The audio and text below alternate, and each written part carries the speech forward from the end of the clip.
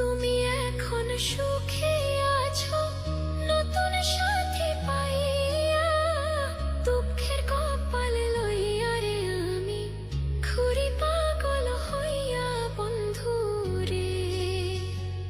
তুমি এখন সুখে আছো স্বামীর ঘরে যাইয়া, দুঃখের কপাল লইয়া রে আমি ঘুরি পাগল হইয়া বন্ধু রে।